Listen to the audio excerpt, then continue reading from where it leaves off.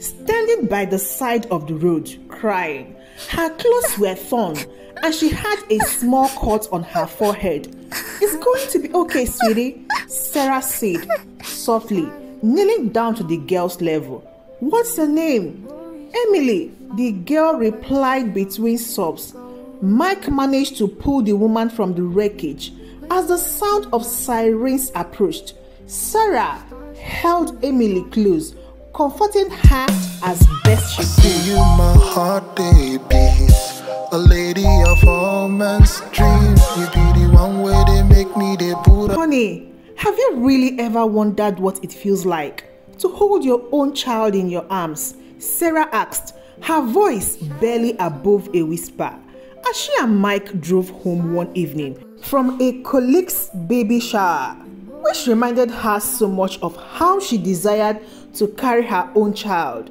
The setting sun cast a golden glow over the city street, but her eyes were filled with a sadness that overshadowed the beauty outside.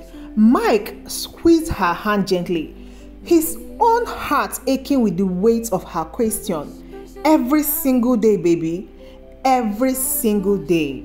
The couple had been trying to conceive for years, their journey filled with heartbreak and disappointment. They had undergone numerous IVF treatments, but none had resulted in a viable pregnancy.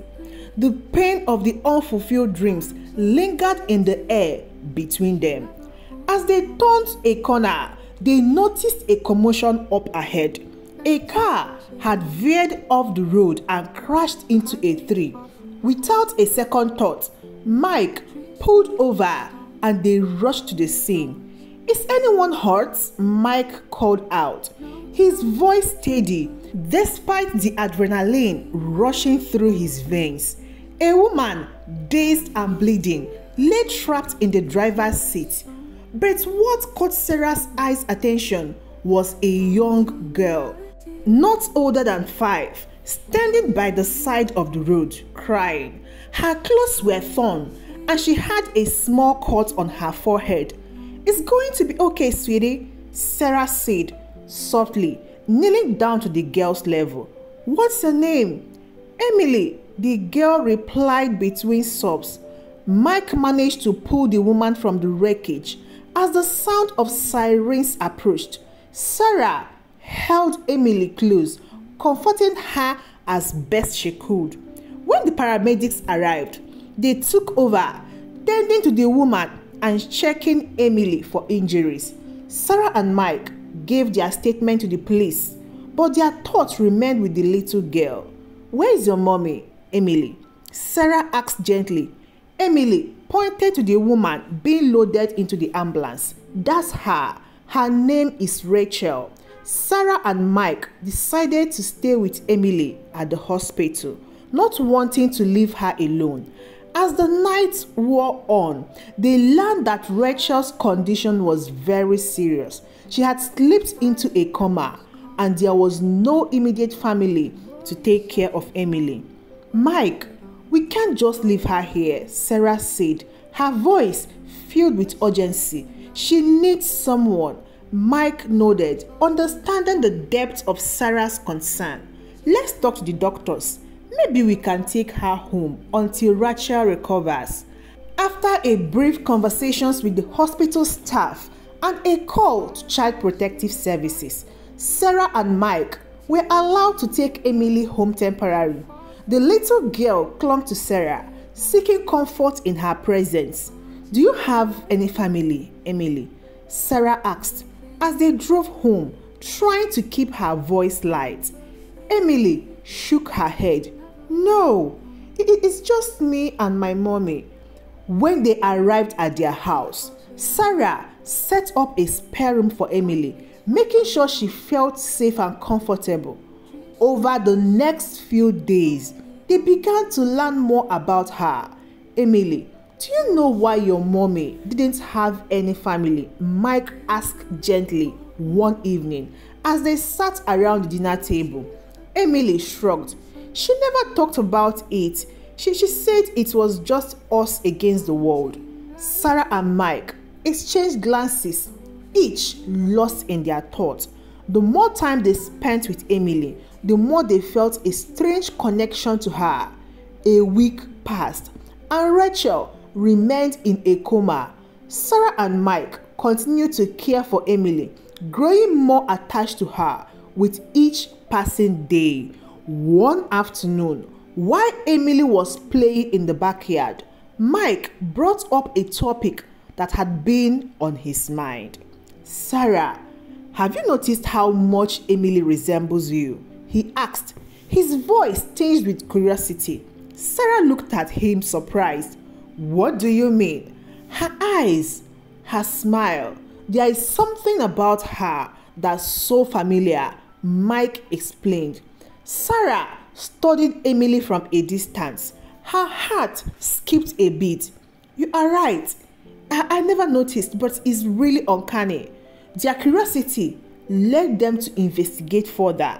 Mike secretly ran a DNA test, wanting to understand the inexplicable bond they felt with Emily. What if, just what if, Emily is about that age when we were trying for IVF? If Sarah had conceived then, my baby would be same age. More so, that doctor said lots of story with Sarah's embryo. I'm not saying anything, but I can't rule anything out either, he thought to himself. The result of the DNA test came back a week later. Lo and behold, this confirming their suspicions. Emily was indeed their biological child. Sarah and Mike were overwhelmed with a mix of emotions, joy, confusion, and a burning need for answers. How? How is this even possible? Sarah wondered aloud, her mind racing. I have never been pregnant or bettered any child. How is she my child? I don't believe this. Mike frowned, trying to piece together the puzzle. Honey, you remember our IVF treatment? At some point, the embryo wasn't complete. The missing embryo. What if there was some kind of mix up? I don't really know, but this is overwhelming. Determined to uncover the truth, they visited the fertility clinic where they had undergone the treatment. After a long and tense conversation with the clinic's director, they discovered a shocking revelation. Their embryo had been mistakenly implanted in another woman. But how is this even possible? And with this knowledge, Sarah and Mike visited Rachel in the hospital. As they sat by her bedside, waiting for her to wake up, they couldn't help but feel a surge of anger and betrayal. "Why didn't she tell us?" Sarah whispered, tears streaming down her face. Mike held her close, trying to stay strong. "How is she going to tell you? Do you even know her before now?" "I don't know, Mike. My head is all over the place. Maybe she didn't know, or maybe she knows and was in on it with the doctor. We'll soon find out, Sarah. Let her wake up first." When Rachel finally woke up, she was disoriented and weak. It took some time before she was able to speak, and even longer before she could comprehend the gravity of the situation. The first thing she said was, "Emily, where is my daughter?" "Your daughter is safe, Rachel. Safe with us." "But Rachel, we really need to talk," Mike said gently but firmly. About what? What are we talking about?" Rachel's eyes widened in shock as they explained what they had discovered. "We found out that Emily is our biological daughter. We need an explanation." Her face paled and she began to tremble. Emily is my daughter. I gave birth to her after a successful IVF from Daydream Hospital. I don't know what you are talking about," she stammered. "James, my husband, or will I say my ex-husband, I don't even know. He arranged everything. He told me the embryo was from a donor when I had no good eggs. He must have known the truth, but I definitely don't think my daughter is your embryo. She's mine. I loved Emily from the moment I found out I was pregnant, Rachel said, tears in her eyes. I never questioned whose embryo, never questioned James, because I wanted to believe it was fate, and Emily is mine. Sarah and Mike listened, their hearts aching with a mixture of empathy and anger.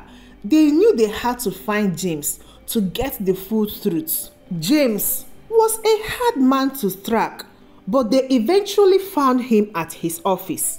He looked shocked to see them, but quickly composed himself. We know the truth, James, Mike said, his voice cold and steady.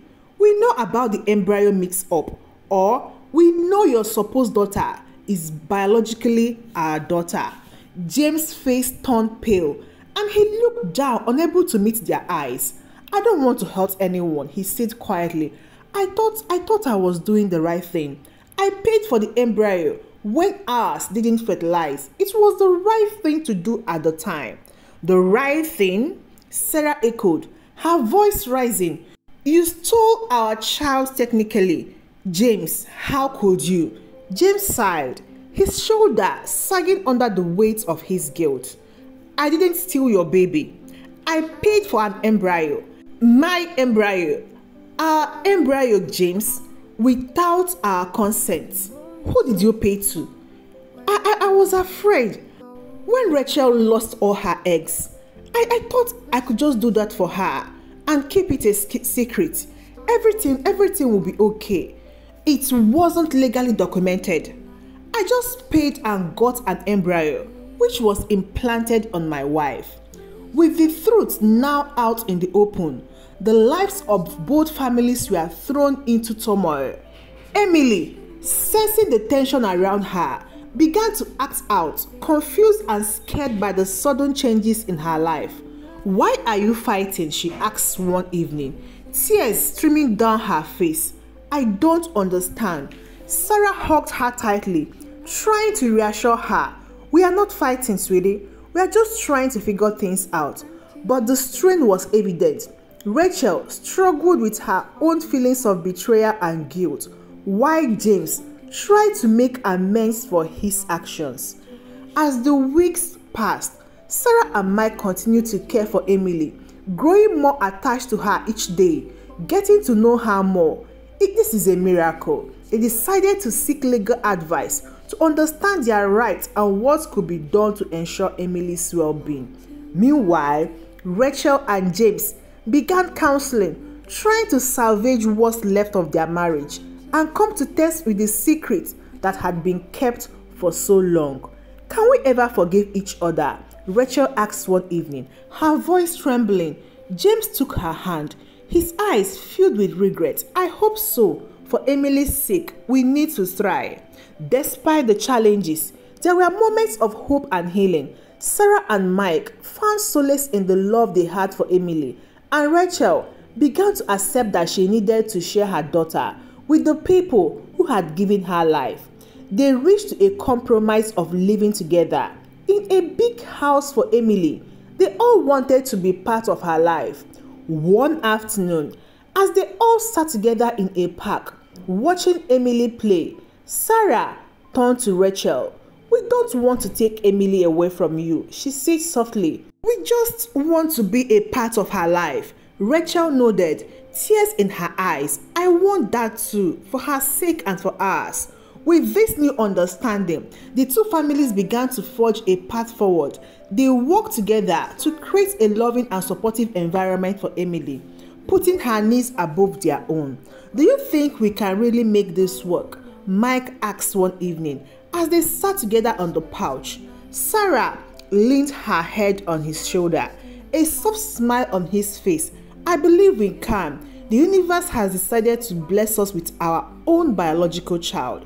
For Emily, we all have to. The road ahead was not without its challenges. There were moments of tension, misunderstanding, and difficult conversations. But there were also moments of joy, laughter, and a growing bond between the families.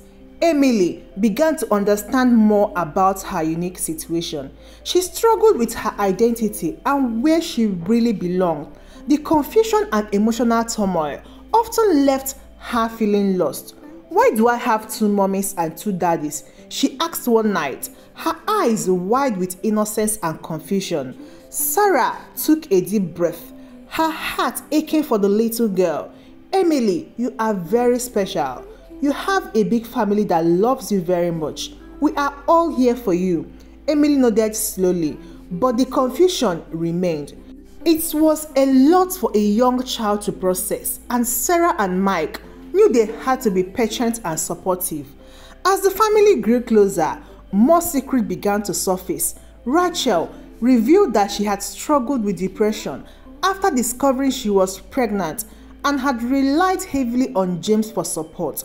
"I didn't know how to handle it," she admitted one evening as she and Sarah shared a cup of tea. "James was my rock, but now I realize he kept too much from me."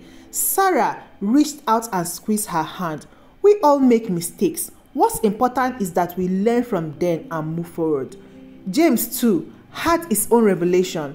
He confessed to Mike that he had always felt inadequate, fearing he couldn't provide for Rachel with the family she desperately wanted.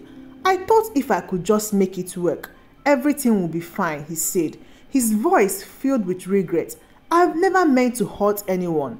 Mike nodded, understanding the weight of his words. "We all want what's best for our families. Let's focus on making things right." To provide closure and certainty for everyone involved, they decided to conduct a formal DNA test. The result, though expected, brought a sense of finality to the situation. Emily was indeed the biological child of Sarah and Mike. "Now we know for sure," Sarah said, holding the result in her hands. "Emily is our daughter." Rachel and James stood beside them, their expressions a mix of relief and sadness. "We never doubted it," Rachel said softly. "She's always felt like a part of you." With the truth fully revealed, the two families worked hard to create a new future for Emily. They established a co-parenting arrangement, ensuring that Emily spent time with both families in one big house and felt loved and supported by everyone. "You are so lucky, Emily," Sarah said one day as they walked hand in hand through the park. "You have so much people who care about you." Emily looked up at her, a smile spreading across her face. "I know, Mommy. I'm happy." As the months passed, the families grew closer, their bond strengthening through shared experiences and mutual support. They celebrated birthdays, holidays, and special occasions together, creating new memories and tradition. Life settled into a new normal for everyone involved. Emily thrived in the loving environment, her smile a testament to the strength of her extended family. Sarah and Mike found joy in their role as parents, while Rachel and James worked to rebuild their relationship and find peace with the past. One evening, as the families gathered for a barbecue in Sarah and Mark's backyard, Emily ran up to them, her face alight with excitement. "Can we play a game?" she asked, her eyes sparkling. Sarah smiled and looked around at the faces of the people she had come to consider family. "Of course, sweetheart, let's all play together." As they gathered for the game, laughter and joy filled the air. It was a moment of unity, a symbol of the love and resilience that had brought them together. Though the journey had been difficult, the families knew that they had emerged stronger and more connected.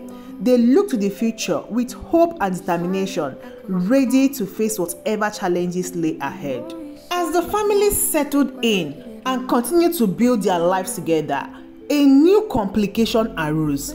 A letter arrived in the mail one morning, addressed to Rachel.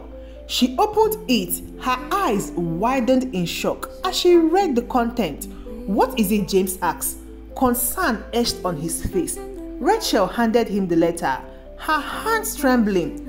"It's from the fertility clinic. There is another child." The revelation hung in the air, a new mystery waiting to be unraveled. The families exchanged glances, their mind racing with questions and possibilities. What would this new discovery mean for their already complicated lives? And how would they navigate the challenges that lay ahead? As they faced this new twist in their journey, one thing was certain: they would do it together, united by their love for Emily and their determination to build a future fulfilled with hope and happiness. The question is, who is the biological parent of the child in the letter? I will see you again in the next episode. Thank you for watching. Goodbye.